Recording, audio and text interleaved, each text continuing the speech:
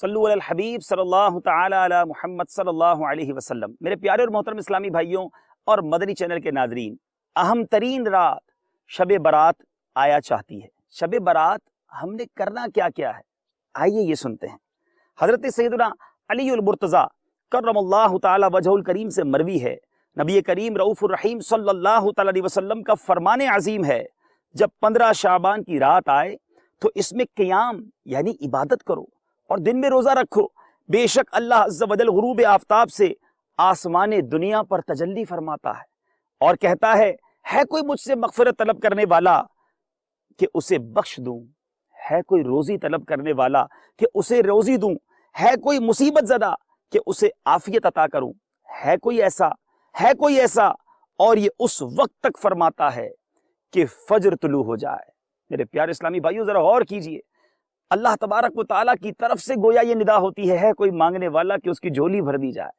ہماری بھی تو تمنائیں ہیں، ہماری بھی مشکلیں ہیں، ہماری بھی پریشانیاں ہیں۔ یہ رات مانگنے کی رات ہے، یہ رات گر گڑانے کی رات ہے، یہ رات آرزویں کرنے کی رات ہے۔ تیار ہو جائیے، اپنے رب سے بہت کچھ مانگنا ہے ہمیں، اس رات اسے راضی کرنا ہے۔ شب برات چھٹکارے کی رات ہے، اس رات ہم نے بھی چھٹکارا حاصل کرنا ہے۔ یاد رہے اس رات اعمال نامے تبدیل ہوتے ہیں، لہٰذا ممکن ہو تو 14 شعبان المعظم کا بھی روزہ رکھ لیا جائے تاکہ اعمال نامے کے آخری دن بھی روزہ ہو۔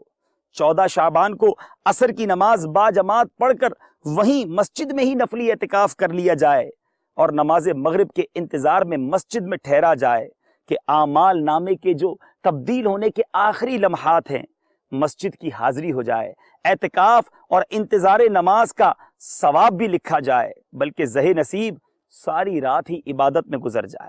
امیر المومنین سیدنا عمر بن عبدالعزیز رضی اللہ تعالیٰ عنہ ایک مرتبہ شعبان المعظم کی 15ویں رات یعنی شب برات عبادت میں مصروف تھے، سر اٹھایا تو ایک سبز پرچہ جس کا نور آسمان تک پھیلا ہوا تھا، اس پر لکھا تھا ہذہ براءۃ من النار من الملک العزیز لعبدہ عمر بن عبد العزیز۔ خدائے مالک و غالب کی طرف سے یہ جہنم کی آگ سے آزادی کا پروانہ ہے جو اس کے بندے عمر بن عبد العزیز کو عطا ہوا ہے۔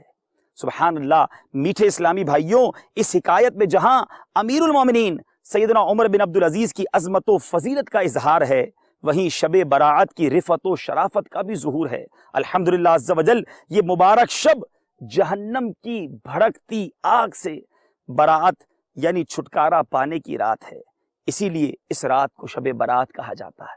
خوب عبادتیں کرنی ہیں، اللہ کو راضی کرنے والے کام کرنے ہیں، اور ہاں یاد رہے اعمال نامے تبدیل ہونے والے ہیں، گویا آخری دن چل رہے ہیں اعمال نامے کے۔ دنیا میں جب کسی کو رپورٹ، کسی کو کارکردگی ہماری جانے والی ہوتی ہے، ہم اسے آخری پیجز میں بہتر کرنے کی کوشش کرتے ہیں۔ آخری صفحات چل رہے ہیں، نماز قضا نہیں ہونی چاہیے، جھوٹ بالکل نہیں بولنا، غیبت سے بچتے رہیے، آنکھوں کو بھی گناہ سے بچائیے اور خوب عبادتوں میں دل لگائیے تاکہ جو آخری دن ہمارے اعمال نامے کے ہیں، آخری صفحات رہ گئے ہیں، وہ اچھے ہو جائیں اور اللہ کی بارگاہ میں اعمال نامہ پیش ہو۔ اللہ کی رحمت سے امید ہے یہ چند آخری دنوں کی توبہ اور عبادت کی برکت سے ہمارا اعمال نامہ قبول ہو جائے۔